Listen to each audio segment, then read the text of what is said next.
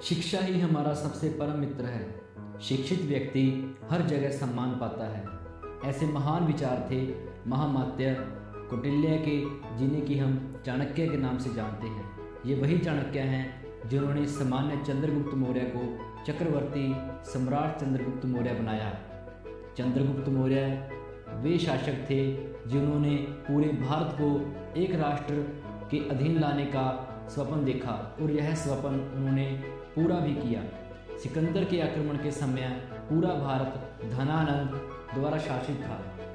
मगध के शासन पर अधीन धनानंद सुरा सुंदरी में इतना डूब चुका था कि उसे राजकार्यों को देखने की फुर्सत तक नहीं थी। वह अपनी मौज मस्ती के लिए प्रजा पर अत्याचार करता था। जो भी आवाज़ उठाता उसे कुचल दिया जाता था। चाणक्य को भी जनहित के लिए आवाज़ उठाने की सजा मिली। चाणक्य के पिता थे। उस महान आचार्य को मौत के घाट उतार दिया गया। यह घटना पुत्र चाणक्य के हृदय में फांस की तरह धंसी हुई थी। एक दिन जब राज्यसभा में समुच्चय आर्यव्रत की स्थिति पर विवेचन हुए, चाणक्य ने मगध राज धर्मनंद को उनका कर्तव्य याद दिलाया तो वह झुंझला उठा। उसने चाणक्य को दरबार से धक्के मारकर बाहर निकालने का आदेश दिया। सैनिकों ने चाणक्य को धक्के मारकर दरबार से बाहर निकाल दिया और उसी समय चाणक्य की शिखा खुल गई।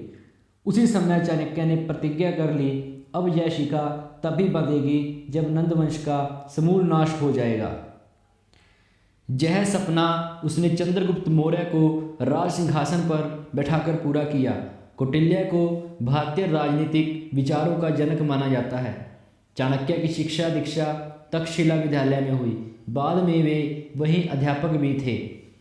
चंद्रगुप्त ने पश्चिम के भारत को सेल्यूकस की गुलामी से मुक्त कराया और बाद में दोनों शासकों के मध्य समझौता हुआ और कुछ क्षेत्र उसे दे दिया। इस संधि के फलस्वरूप सेल्यूकस ने अपनी पुत्री हेलेना का विवाह चंद्रगुप्त के साथ कर दिया। इस प्रकार मौर्य साम्राज्य संपूर्ण भारत तक फैल चुका था। मेगास्थनीज यूनान का राजदूत था जिसे सेल्यूकस ने मौर्य दरबार में भेजा था। इसने 4 साल दरबार में अपनी सेवा दी। वह इंडिका नामक पुस्तक की रचना की। इंडिका में मौर्य साम्राज्य का ही नहीं बल्कि सारे भारत का वर्णन मिलता है। उसी समय कौशाम्बी, पाटलिपुत्र, उज्जैनी व तक्षशिला प्रमुख नगर थे। चंद्रगुप्त के प्रशासन की सबसे बड़ी विशेषता विशाल एवं स्थायी सेना रखना था। चंद्रगुप्त मौर्य के शासनकाल के कुछ महत्वपूर्ण बिंदु जो कि परीक्षाओं के माध्यम के लिए हमें बहुत ज़्यादा जरूरी हैं। इनका जन्म 340 ईसा पूर्वक माना जाता है। शासन अवधि 323 से 298 ईसा पूर्वक कही जाती है। इन्होंने नंदवंश के धनानंद को पराजित किया।